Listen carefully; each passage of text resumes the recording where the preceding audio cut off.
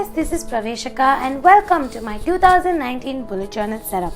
Firstly, Happy New Year you guys, have a great 2019 and may all your goals be fulfilled for 2019. Now secondly, let's actually move into the setup. So I'm just continuing in my already existing journal because I have a lot of space in it. So yeah, now I decided to create a cover page for 2019. So on the left, first I decided to do a little quote. So the quote is basically from Kung Fu Panda, which reads, "If you can only do what you can, you will never be more than what you are now." It's a quote that Master Shifu says, and it's a very motivational, inspirational quote to me. And I thought it would be very apt for 2019 to push myself to do more. So I basically put that in a drop shadowed box, and now moving on to my actual cover page.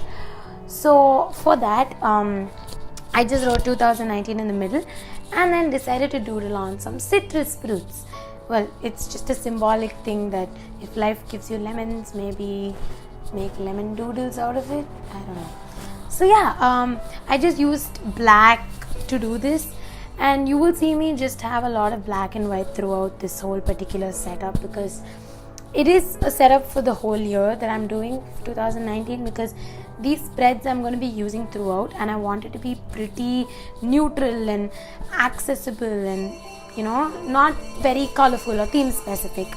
More something that I would, you know, just have for the whole year. So I thought black and white was pretty neutral for the whole thing and decided to, you know, stick with it. So yeah, the next thing that I'm doing right now is a 2019 year at a glance, and you will see me set it up for 6 months because, well, I'm pushing it hard with 6 months because I don't know how long this journal is going to pull off. So I didn't want to do a 12-month thing. So basically I'm just dividing my whole page into 6 boxes with, you know, those black little boxes being the dividers, and also the spot where I would write the days of the week.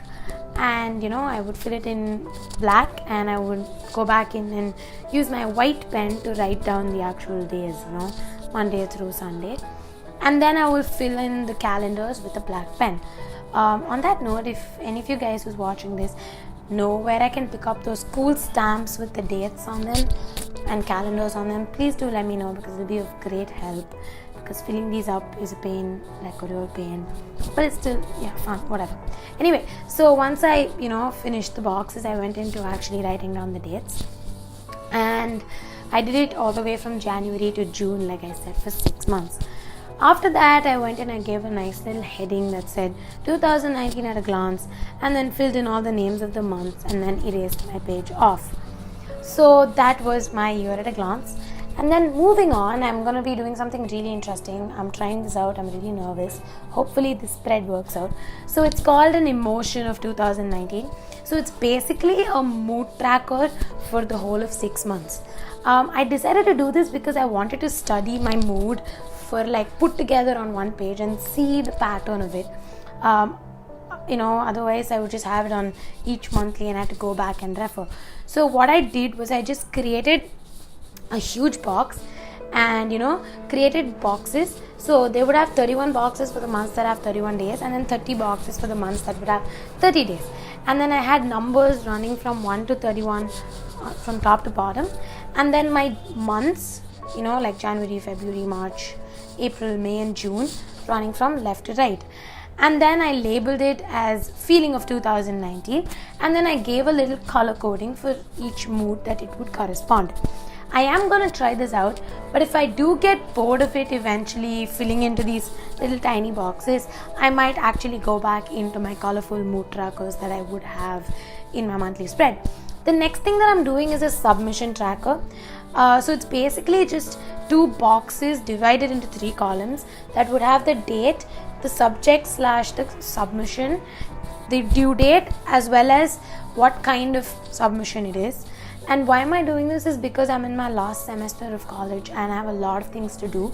I'm also, you know, doing internships, so I don't want to clutter my whole journal with random things everywhere. So this submission tracker would just help me look ahead.